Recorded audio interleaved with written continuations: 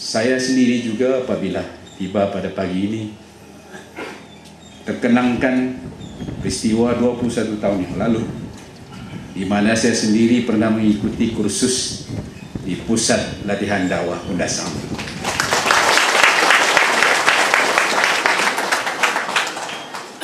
Saya berharap kewujudan Pusat Latihan Islam di Kundasang ini benar-benar dapat memberikan latihan dan bimbingan yang berorientasikan pengurusan Islam, kepimpinan Islam, serta kefahaman Islam kepada segenap lapisan masyarakat.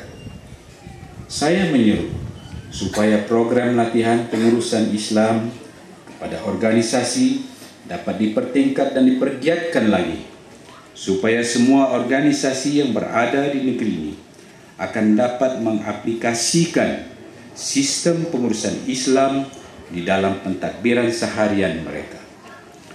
Saya juga mengharapkan latihan bagi melahirkan pemimpin dan ketua-ketua masyarakat dapat dipergiatkan supaya mereka boleh menjadi pemimpin yang mempunyai ciri-ciri kepimpinan Islam serta mampu memimpin masyarakat sebagaimana yang digariskan dalam prinsip Islam Hadari yang kedua, yaitu kerajaan yang adil dan beramanah.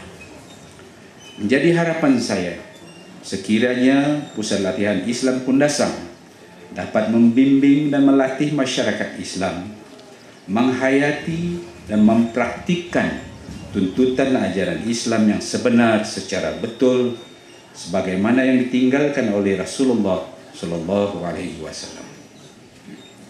Hadirin hadirat yang dihormati sekalian, saya percaya sekiranya harapan yang terlalu tinggi diletakkan di bahu Pusat Latihan Islam ini secara bersendirian, saya kira agak sukar pusat ini dapat mencapai objektif penubuhannya.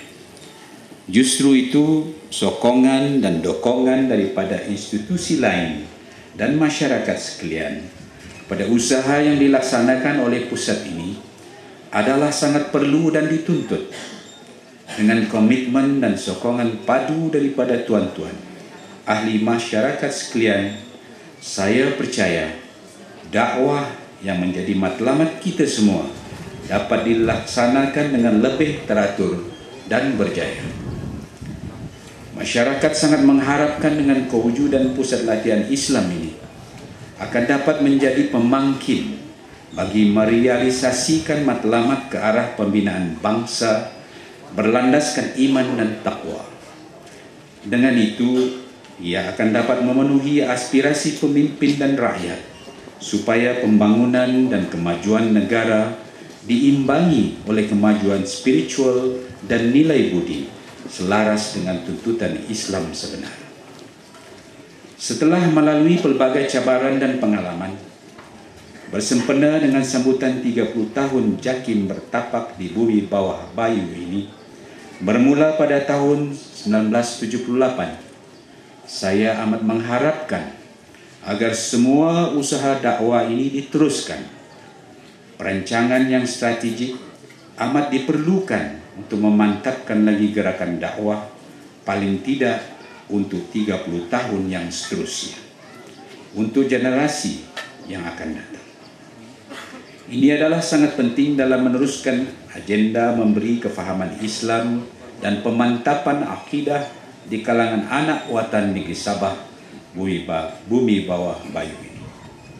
Dalam pada itu, saya amat mengharapkan usaha-usaha peningkatan syiar Islam di negeri Sabah ini diperhebatkan. Adalah menjadi cita-cita saya agar sebuah kompleks Islam Sabah dapat dibina di negeri ini sebagai mercu tanda yang akan meninggikan lagi imej dan kejayaan kita di masa-masa akan datang. Begitu juga saya mengharapkan pewujudan pusat-pusat komuniti saudara baru atau mu'alaf dapat dibina di setiap daerah di negeri ini. Ianya akan berperanan sebagai one-stop center ataupun pusat senti yang akan menjalankan semua aktiviti dan kebajikan golongan yang istimewa ini. Saya difahamkan seramai 117.579 orang saudara baru telah didaftarkan bermula 1970 sehinggalah ke hari ini. Ini adalah suatu petunjuk yang memberangsangkan di mana pusat komuniti saudara baru mualaf ini mesti diwujudkan segera demi menjaga kebajikan saudara kita.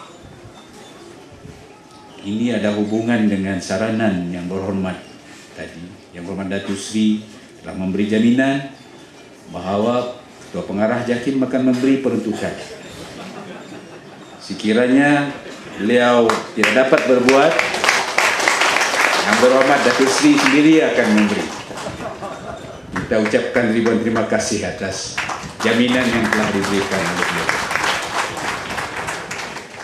Inilah pertanggungjawaban kita bersama untuk sama-sama terus menabur bakti demi memperkasakan gerakan dakwah di negeri Sabah. Akhir kata, saya sekali lagi mengucapkan syabas dan tahniah kepada JAKIM, Cawangan Sabah khususnya Pusat Latihan Islam Kundasang serta agensi-agensi yang terlibat dalam menganjurkan majlis ini dengan jayanya. Dan dengan lafaz Bismillahirrahmanirrahim, saya dengan sukacitanya merasmikan kompleks Pusat Latihan Islam Kundasang JAKIM Cawangan Sabah ini. Sekian, wabillahi taufiq wal hidayah. Wassalamualaikum warahmatullahi wabarakatuh.